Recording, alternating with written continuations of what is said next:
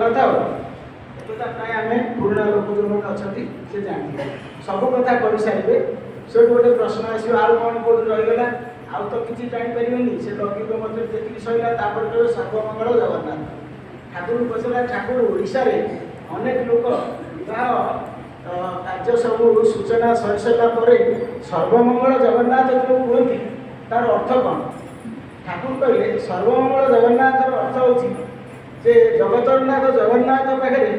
ସମସ୍ତ ମଙ୍ଗଳ କାମନା କରିକି ସମର୍ପିତ ହେଇଯିବା। ଠାକୁର ସେ କେମିତି ହବ ନା, ଯେତେବେଳେ ସର୍ବମଙ୍ଗଳ ଜଗନ୍ନାଥ ମାନେ ଯେ ବିବାହ ପୂର୍ବରୁ ପୁତ୍ର ଆଉ କନ୍ୟା ପୃଥକ ପୃଥକ ଭାବରେ ସେ ଗୁରୁଙ୍କୁ ଦର୍ଶନ କରିବେ, ଆଚାର୍ଯ୍ୟଙ୍କୁ ଦର୍ଶନ କରିବେ, ଆଚାର୍ଯ୍ୟ ପ୍ରଣାମ କରିବେ, ଗୁରୁ ଗୃହକୁ ଯାଇକରି ତାଙ୍କୁ ପ୍ରଣାମ ପ୍ରାର୍ଥନା କରିକି ଆସିବେ। ବିବାହ ପୂର୍ବରୁ ମାନେ ପ୍ରିପାରେସନ୍ ପୂର୍ବରୁ। ବିବାହ ଯେତେବେଳେ ସଂଗଠିତ ହେଇଯିବ, ବର କନ୍ୟା ଏକାଠି ହେଇକରି ଗୁରୁ ଗୃହକୁ ଯିବେ ଏବଂ ସେଠି ଗୁରୁ ଦର୍ଶନ କରିକି ଆଶୀର୍ବାଦ କରିକି ଆସିବେ। ୟା ଭିତରେ ଯାହା କିଛି ମୋଡ଼ ତୋଡ଼ ଥିବ, ଯାହା କିଛି ପାଞ୍ଜି ପତ୍ରରେ ଗୋଳମାଳିଆ ଥିବ, ସବୁ ଯାକ ଠିକ୍ ହେଇଯିବ। ତାକୁ ହିଁ କୁହନ୍ତି ସର୍ବମଙ୍ଗଳ ଜଗନ୍ନାଥ। ଆମେ ସେଇ ଠାକୁରଙ୍କ କଥାକୁ ଆମେ ମାନିବାକୁ ଚେଷ୍ଟା କରୁଛେ। ମୋର ବ୍ୟକ୍ତିଗତ ଭାବେ ମୁଁ କହିବି, ଏଇଟା ମୋର ବଡ଼ପଡ଼ ହେବନି। ବିବାହ ଯେତେବେଳେ ଆମେ ପ୍ରସ୍ତାବ ହେଲୁ, ସେତେବେଳେ ଆଚାର୍ଯ୍ୟ ଦେବଙ୍କୁ ଆମେ ଯାଇକରି ମୋର ମୋର ମୋର ସ୍ତ୍ରୀ ଆଉ ଆମେ ଯାଇକି ପ୍ରଣାମ ଜଣାଇଲୁ। ଆଚାର୍ଯ୍ୟଙ୍କୁ କହି ମୋର ବାହାଘର ପୁଅର ମାନେ କରିବା ପାଇଁ ଚାହୁଁଛି କହିଲି। ଆଚାର୍ଯ୍ୟ ଦେବ କହିଲେ ଆନ୍ତରିକତାର ସହିତ ସୁନିଶ୍ଚିତ ହେଇ ସ୍ଥିର କରେ। ତିନିଟା ଶବ୍ଦ ମୋତେ ସେ କହିଲେ। ମୁଁ ତାକୁ ଆଉ ଥରେ ସେ ଯିଏ ଇଏ କରିଥିଲେ ପ୍ରୟାସ କରିଦେଲା ଥିଲେ, ଦାଦା କ'ଣ କହିଲେ ନା, କହିଲେ ଆନ୍ତରିକତାର ସହିତ ସୁନିଶ୍ଚିତ ହେଇକିରି ସ୍ଥିର କରେ। ତିନିଟା ସେଇଟା ମାଇଣ୍ଡରେ ରହିଲା। ଏଇଟା ହେଲା ସର୍ବମଙ୍ଗଳ ଜଗନ୍ନାଥର ଗୋଟେ ମୂଳ କଣ୍ଟା। ତାପରେ ବିବାହ କାର୍ଯ୍ୟ ସମାପ୍ତ ଯେତେବେଳେ ହେଲା, ଆମର ଅଛି ବ୍ରହ୍ମବରଣ, ଆଚାର୍ଯ୍ୟ ବରଣ। ଆଚାର୍ଯ୍ୟ ବରଣ ମାନେ ଆଚାର୍ଯ୍ୟ ବରଣ ହୁଅନ୍ତି, ବ୍ରହ୍ମବରଣ ହୁଅନ୍ତି, ତାପରେ ମଉଳା ନିମନ୍ତ୍ରଣ ଯାଏ, ମାନେ ମାତୃକୂଳକୁ ମାମୁଁ ଘରକୁ ବରଣ ଯାଏ। ସେଇଠି ଗୋଟେ ଆଚାର୍ଯ୍ୟ ବରଣ ଆମେ କ'ଣ କରୁ ନା, ଆମ ଘରେ ଯେ ପଣ୍ଡିତ ଯିଏ ଆସିଥିବେ ଆମେ ତାକୁ ଦେଇଦେଉ ଯେ ଆପଣଙ୍କର ଆମର ତ ଆଚାର୍ଯ୍ୟ ଗୁରୁ ଆମକୁ ପୁରେଇ ତ ନିଅ। କିନ୍ତୁ ଆମେ ଯେତେବେଳେ ଗୁରୁ ଗ୍ରହଣ କରୁଛେ, ଆମର ଯେତେବେଳେ ଠାକୁର ଅଛନ୍ତି, ଆମର ଯେତେବେଳେ ଆଚାର୍ଯ୍ୟ ଅଛନ୍ତି, ଆମେ ଆଚାର୍ଯ୍ୟଙ୍କୁ ଯଦି ଆମକୁ ପ୍ରିଭିଲେଜ୍ ଅଛି, ଆମେ ଯଦି ସୁବିଧା କରିପାରୁଛୁ, ତାହେଲେ ସିଧାସଳଖ ଆଚାର୍ଯ୍ୟଙ୍କୁ ନେଇ ଗ୍ରହଣ କଲେ କ୍ଷତି କ'ଣ? ତେଣୁ ଆମେ ଗୋଟେ ମୋର ସବୁ କନ୍ୟାମାନଙ୍କର ଯେତେବେଳେ ମୁଁ ତିନିଟା ଝିଅ ମୋର ବାହାଘର କରିଛି ଆଗରୁ, ମୁଁ ସେଇ କଥା ହିଁ କରିଥିଲି। ଏଇଠି ମଧ୍ୟ ସେଇଆ କଲି। ୟାର ସିଷ୍ଟମ୍ ଟିକେ ଆଉ ଟିକେ ମଡ଼ିଫାଇଡ୍ ହେଇଯାଏ। ମୋର ଗୋଟେ ଇଚ୍ଛା ଥିଲା, ମୁଁ ଆଉ ଗୋଟେ କହୁଛି, ମୋର ଗୋଟେ ଇଚ୍ଛା ଥିଲା, ମୁଁ ଯେଉଁ ଘରମାନଙ୍କରେ ମୋ ଝିଅକୁ ବାହା ଦେଲି ସେ ଘରମାନେ କେହି ଗୁରୁ ଭାଇ ଘର ନଥିଲେ। ମୋ ଝିଅମାନେ ଯାଇକି ସେ ଘରକୁ ସବୁ ଗୁରୁ ଭାଇ କଲେ, ସ୍ୱସ୍ଥ କଲେ। ଏବେ ଗୋଟେ ମୋର ଇଚ୍ଛା ଥିଲା, ଏଇଟା ମୁଁ ସମସ୍ତଙ୍କ ପାଖରେ ଫ୍ରାଙ୍କଲି କହୁଛି, ସେ ବଡ଼ ବଡ଼ ବୋଲି ଭାବିବେନି। ମୁଁ ଗୋଟେ ଚିନ୍ତା କଲି, ମୁଁ କହିଲି ମୁଁ ଗୋଟେ ବୋହୂ ଆଣିବି ଯେଉଁଠି ଗୋଟେ ଗୁରୁ ଭାଇ ଘରେ ଗୋଟେ ବନ୍ଧୁ କରେ, ଆଉ ଯଦି କର୍ମୀ ହେଲା ଆଉ କଥା ନାହିଁ। ସେଇଟା ମୋତେ ଇନ୍ସପାୟାର କଲା। କ'ଣ ଆମେ ବରଗଡ଼ରେ ଆମେ ପ୍ରାୟ ଆସୁ, ମୁଁ ତ ସେଠି ଚାକିରି କରୁଥିଲି। ବରଗଡ଼ରେ କେତେଟା ଫ୍ୟାମିଲି ଅଛନ୍ତି ଆପଣ ଦେଖିବେ, ସବୁ ବ୍ରାହ୍ମଣ ପରିବାରରେ ତାଙ୍କର ସବୁ ପୁଅ ଝିଅ ତାଙ୍କର ସବୁ ବାହାଘର କରିଥିଲେ, ସବୁ ଯାକ ଗୁରୁ ଭାଇ ରୀତି ଯାଜକ ଅଦୌଛୁ, ତାଙ୍କର ସବୁ ମ୍ୟାରିଟାଲ ରିଲେସନ୍ ତାଙ୍କର ଅଛି। ମୁଁ ସେମାନଙ୍କୁ ଦେଖି ଭାରି ଖୁସି ହୁଏ। ଏବଂ ଆମର ବି ଗାଁରେ ମୁଁ ଦେଖିଛି, ମୋ ମାମୁଁ ଘର, ମୋ ପିଇସି ଘର, ମୋ ଶ୍ୱଶୁର ଘର, ମୋ ଭିଣେଇ ଘର, ଯେତେ ସବୁ ଆମ ବନ୍ଧୁବାନ୍ଧବ ସମସ୍ତେ ଆମର ଗୁରୁ ଭାଇ। ଆଚ୍ଛା, ମୋତେ ଥରେ ବଟକୃଷ୍ଣ ଜେନା ରୀତି କହିଲେ, ବାବୁ ତୁ ଗୋଟେ କଥା ଭାବିଲୁଣୁ? ମୁଁ କହିଲି ନାଇଁ, ମୁଁ ଗୋଟେ ମୁଁ ତ ଭାବିପାରୁନି। ନା ଦେଖେ, ମୁଁ ରୀତିକି ରବି ରୀତି, ରବି ନାରାୟଣ ଭୂୟାଁ ତାଙ୍କ ଶଳା କହିଲେ ରବି ରୀତିକି, ଏଇ ଦେଖେ ତୁ ରୀତି ମାନେ ମୋ ରବିଙ୍କ ଭଉଣୀକି ମୋ ବଡ଼ାଇ ବାହା ହେଇଛନ୍ତି। ଗୋପୀ ରୀତି ମାନେ ମୋ ପିଇସି ଶାଶୁ, ତାଙ୍କ ମାନେ ପିଇସି ଶାଶୁ ଗୋପୀନାଥ ବରାଳ, ସିଏ ରୀତିକି। ସେଠୁ ରବି ବିଶ୍ୱାଳ ବଡ଼ାଇଙ୍କ ଶଳା, ଆପଣ ଏଠି କୀର୍ତ୍ତନ କରିବାକୁ ଆସନ୍ତି, ସିଏ ରୀତିକି। ସେଠୁ ରବି ପ୍ରଧାନ, ସିଏ ଆମର ବନ୍ଧୁର, ସିଏ ରୀତିକି। ଏମିତି ଗୋଟେ ବଟାଇ ମୋତେ ଗୋଟେ ବୁଝେଇଲେ। ମୁଁ କହିଲି ଏଇଟା ତ ଠିକ୍ କଥା ବଟାଇ, ନା ଏଇଟା କେମିତି ହେଉଛି? ମୁଁ କହିଲି କେମିତି ହେଉଛି ମୁଁ କହିପାରିବିନି, ତୁମେ କୁହ। ना এটা सब ठाकुर दया तेणु आमर गोटे इच्छा रहा दरकार समस्त आम गोटे ठाकुर चाहते गोटे कम्युनिटी एमती गोटे स्ट्रंग कम्युनिटी हम एमती गोटे माने मजबूत गोटे संगठन हम जो भर ठाकुर आदर्शटा उज्जीवित होते 10,000 वर्ष धरिकी ये जिनस रमती फाँका फाँका परिवार कले रथरक आचार्य कहले तुम्हें गीत कर भजन कर कीर्तन नाच बही कर बहुत कलेक्शन कर बहुत दीक्षा दौच बहुत भाषण वक्तृताबाजी कर तुम्हें भावुच मु ठाकुर पाखे अच्छे ठीक अच्छे तुम्हें ठाकुर भितर अच्छ तुम भर ठाकुर आसले कहले पानी भितर पत्थर अच्छी पानी भितर पत्थर अच्छी पत्थर कौन मु पानी भितर अच्छी मुझे मो रचना मो रीति मुझे चारिड़े जाऊँगी मंदिर जाऊँगी केन्द्र कर भजन कर कीर्तन कर दीक्षा दूसरी मुझे गोटे बहुत बड़ लोक कि मो भर ठाकुर आसले पत्थर भितर जब पानी न पशे पत्थर 1000 वर्ष रही पानी भितर ता भर पत्थर भितर पानी जाए से आम ठाकुर जी जहाँ कम करे ठाकुरत्व दृष्टि नहीं जब आम ठाकुर आखिरे देखू ठाकुर कान शुणुनु ठाकुर भाया कथा कहूनु ठाकुर भाया आमर चरित्र चलनी ना ताहले आमर आम ठाकुर भितर अच्छे कि ठाकुर आम भितर को आसपारे जे पर्यटन ठाकुर मो भितर को आसपार ना से पर्यटन मोर ठाकुरत्व जागृत है जोटा सत्य अनुसरण ठाकुर लिखिले आम ठाकुर को फाँकी दे चलते कि ना आपंकर सत्य अनुसरण ठाकुर लिखिं तुम भर ठाकुरत्व जागृत हेल्ले से प्रसंग को पड़े आसे आगे आगे सब माने किए कौन 1.5 घंटा सर 2 घंटा तेणु आम भाई से तेणु ये आचार्य आम आचार्य वरण करूँ आचार्य वरण मत घरे कहले तुम थे जाइल जाऊच बुझे गोटे बह ठाकुर कहते दीक्षा शिक्षा बह को खेलना भावी मरण नहीं गोटे जगह राजनीति कहली से कौन कहते तुम पढ़ो शुण बहुत चाकरी रखीद ठाकुर जो कहले आप जानते ठाकुर पाक ठाकुर से इनवाइट कर कलिकता बनारस हिंदू विश्वविद्यालय जी अध्यक्ष थे बीसी ना हूँ गौरी शंकर शर्मा सी ठाकुर पाक आसते से बहुत विद्वान पंडित लोक से समय ठाकुर विनीत भाव कहते चौकी पड़ता से कहले ना मुझे चौकी बस मुझे तले बस से तले बसले ठाकुर कहले आप तो पंडित लोक बनारस हिंदू विश्वविद्यालय से समय भारत वर्ष सब प्रतिष्ठित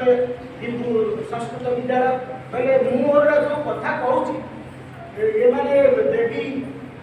सुशील प्रफुल्ल एम सब लेखिकी कौन रखुचे बही तैयारी कहते मोर डर माड़ी आप आज पंडित लोक मुझे कही भूल कही ठीक कही देखी ठाकुर विनीत भाव कहते से गौरीशंकर शर्मा कहते ठाकुर कहले मुझे किसी पाठशाठ पढ़ी मु कौन कहूँ आड़ साड़ू लिखी काल भूल खबर पढ़ी चली ठाकुर एत विनीत भावना से गौरीशंकर दास कहते ठाकुर आपड़ जिते आसते केतवे आपको पाठ पढ़ते से आपको केतवे पाठ पढ़ा दरकार था आपंकर पाठ पढ़ा दरकार कौन तेरे मुझे कहबी जे आपन जहाँ कहते आपन जहाँ कहते ये विश्वर जिते बुद्धिमान पंडित वैज्ञानिक साहित्यिक अच्छा बुद्धिजीवी अच्छा हाथ जोड़िकी कहबी गोटे फुल स्टॉप गोटे कमा गोटे शब्द से मैंने एपाक सेपाक करेंगे कहले गोटे फुल स्टॉप कमा गोटे बिंदु विसर्ग एपाक सेपाक न करने मुझे विश्वर सब बुद्धिजीवी पंडित मान कहूँ ठाकुर कहले जदि किए मो कथा बुझी न पार ना आउ गोटे पानी नहीं आसो आउ गोटे व्याकरण लेखा हो किंतु आपण कथा बिंदु विसर्ग एपट सेपट हो पार ये से दिन ठाकुर ठाकुर बहुत खुशी हो गए ये जो कहले ठाकुर आप जिते आईते ଆପଣ କ'ଣ କେଉଁଠି ପଢ଼ିଦେଲେ ଆପଣ ତ ପାଠଶାଠ କେଉଁଠି ପଢ଼ିନାହାନ୍ତି ସେଠି ଆଇଲେ ଗାଈରେ ଗଲେ ସେଠି ଆଇଲେ ବଣକୁ ଗଲେ ସେଠି ଗଲେ ସିଆଡ଼େ ଗଲେ ଆପଣଙ୍କର ପାଠ ପଢ଼ାଇବା ଦରକାର କ'ଣଟା କିନ୍ତୁ ଏଇ ପାଠ ନ ପଢ଼ିବା ଲୋକ ଆପଣ ଯେତେବେଳେ ଯାହା କହିଛନ୍ତି ତାର ପୁରୁଷ ଠାକୁର ଯେଉଁ କହିଲେ ଯେ ତୁମେ ବିବାହକୁ ଖେଳନା ଭାବି ମର ତେଣୁ ବିବାହ ସମ୍ପର୍କରେ ଅଭିଭାବକମାନଙ୍କର ଅନେକ ସତର୍କତା ଅବଲମ୍ବନ କରିବାର ଅଛି ଅଭିଭାବକ ଦାୟିତ୍ୱ ସମ୍ପନ୍ନ ଅଭିଭାବକମାନେ ବିବାହ ସମ୍ପର୍କରେ जदि सतर्कता अवलम्बन करते ताले ठाकुर कथा मानी जब चलवा ताले भविष्य में जो आज जो हजार पारिवारिक विद्वेष फैमिली कोर्टे केस बास ये विवाह विच्छेद ये सब जिन घटना यार घटवार कारण हूँ आम अभिभावक मैंने आम अभिभावक मैंने आम पुओ झी मानू उपयुक्त भाव में इंस्पायर करूँ विवाह बाबद विवाह उद्देश्य विवाह संपर्क में ये सब संपर्क में आम से सचेतन निजे नौ आम पारूँ आ पे गुरु आचार्य पाखक आमर सेमती कौन गोटे इंटीमेट गोटे आंतरिक जोगाजोग आम भितर ना तेणु सब दुर्बल हो आम आचार्य वर्ण कर आचार्य वर्ण कलु आचार्य देव मोर झील ए वरिष्ठ कन्या से गोटे थाड़ी में अरुआ चाउल घी अरुआ चाउल दीप दीप गुआ चंदन कर्पूर माने कर्पूर पत्र धूप सब याद सब बांधिकी नहीं आ गोटे थाड़ी में नहीं जो ठिया आम लाइन में ठिया से तो ये गोटे यूनि सब पचार यहाँ कौन ना आज मो भाई बाहर आचार्य को वर्ण करे नड़िया महाप्रसाद सब जाए अच्छा मुझे नुआपड़ा धरती माँ घर सब रखी मत कहीदे जमी जगन्नाथ जमी हाथ बढ़ाई दिखती रशिया नड़िया नापी मत से गोटे अनुभव है मो झील को कहते आज कौन आई मो झील गला मुझे आचार्य निजे मुझे गोटे घर धरती आचार्य गोटे घर धरती निजे मुझे आ गए कहवा कथा नुहे तो कहवा बाध्य हो मुझे गोटे प्रेजेटेसन देखी आचार्य देवाई मुझे मुझे तो पुओ पे सुना कली पुओ पे सुना कली बंधुबांधव पे सुना रहा आचार्य को गोटे सुना दवा दरकार तेणु गोटे डायमंड रिंग कई जानना मो स्त्री पुओ कई जानना सब जहाँ दब लेकिन कर दरिया बेटा जहाँ भगवान की ईश्वर को जहाँ दब समुद्र में पकईदेला दब कोई प्रकाश प्रकाश कले असुविधा अच्छे से आचार्य मुझे देली से प्रणाम कली से रखिले कहले आम प्रणाम कर मत कहले शुणु शुणु कहले कौन ना आम गोटे भावुँ यहीटा को आपणकर बोहू को आम उपहार मोर धारदार रोग हो गला आखि से कहले तुम बोहू को बाहर दिन आपको पिंधे दो बुझे आनंद माने तुम्हें देउथी मुझे ये भाग्य मोर ना मारे मोर से मन है एमती हजार सुजोग मत आसुनी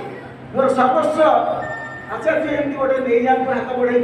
ये भाग्य बहुत कम आसे तो से दासियार से भजन मन पड़ा देउथी तुम्हें देउथी मुई देउथी तुम्हें ये भाग्य मोर ना जहाँ ये लास्ट माने लास्ट जिन आमर बागर सरीगला बागर सरीगला पुणी आम मोर स्त्री मु मो पुओ आम बोहू आम पुणी आचार्य कहीं कहते बागर पर पुओ बोई एकाठी आसो आम गलु से गोटे एक्सीलेंट एक्सपीरियंस आम मुझे कहवार कथा हूँ सब कथा आप समझते जानवा दरकार बहुत लाइफ रे गैप रही जदि आम ये कथा न जाना इष्ट आदर्श रही जाकि खलियापल्ली आम ये बलांगीर बसिक कीर्तन करते हम नहीं से कथा जोटा आम गलु आप विश्वास करेंगे प्रणाम कले सागे सागे आचार्य देव गोटे पिला पठे कहले जा कह से आसिक टीचिंग देले पुओ को केते कथा कहले आ बोहू को भी केते कथा कहले पुओ को कहले या महाराणी करके रखियो स्त्री को महाराणी भाव माने आचार्य से कहते माने आचार्य कहते महाराणी मर्यादा दब तुम्हें भावनी या अन्य किसी तुम स्त्री को महाराणी मर्यादा दब आउ दु चार्टा कथा कहले झील को कहले देख आ समस्ते परस्पर को सही बही चलो तू भागनी तुम स्वामी स्त्री भितर गोटे एयर गैप रही स्वामी स्त्री ता भितर तुम बापा रही माँ रही शाशु रही शशुर रही दियर रही फ्रेंड रही रिलेसन रही कई रही wife and husband one and one एमती अनेक कथा कही ये गोटे पर्याय आचार्य पाखे ट्यूशन है मुझे बाबा एगुड़ा सब है मैंने तुम सब गोटे फीडबैक होगा बौद्धिक पाखक गलु बौद्धिक पाखे गला से दी तीन जन झील अच्छा से सुधी पाक गले शाढ़ी धरती पिंध कौ शाढ़ी पिंधिक आसो कौ शाढ़ी पिंधिकी जावास कम्फर्टेबल हम सोनू को गिरफ्त कर गोटे एडे बड़ मोटा ओजनिया शाढ़ी तुम झील पिंधिक आन चलवार असुविधा होती चुट्टी केमती बांध माने दीज आर द थिंग्स जोटा कि आम आचार्य पाखु से गले जाए जान ये हूँ कथा आउ बहुत खुशी जे आम गोटे बंधु आमर बंधुता सूत्र आम आबद्ध हेले ମୁଁ ସୁଜିତାକୁ ପଚାରିଲି, ମୁଁ କହିଲି ଝିଅ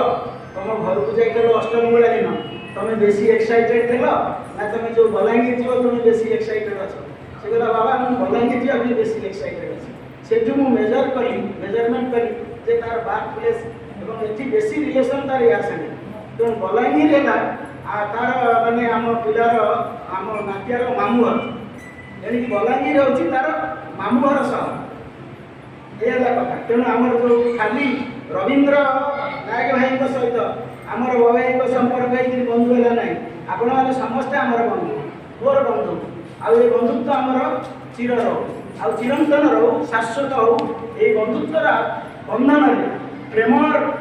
ସୃଷ୍ଟି ହୁଏ। ଆଉ ଏଇ ପ୍ରେମ ପାଇଁ ଆଜି ଆଚାର୍ଯ୍ୟ ଦେବ ଦୀକ୍ଷା ପତ୍ରର କଥା କହୁଛନ୍ତି। ଦ୍ୱିତୀୟ କଥା ହେଲା ବିବାହ ବାବଦରେ କଥା, ସେଟା ବହୁତ କଥା ଅଛି। ତେବେ ବିବାହ ଗୋଟା ଖେଳର ନୁହଁ। ବିବାହ ହେଉଛି ଗୋଟେ ଗୃହସ୍ଥ ଆଶ୍ରମ, ହେଉଛି ଗୋଟେ ତପୋବନ। ଏଠି ତିନିଟା ଜିନିଷ ଶିଖିବାକୁ ହବ।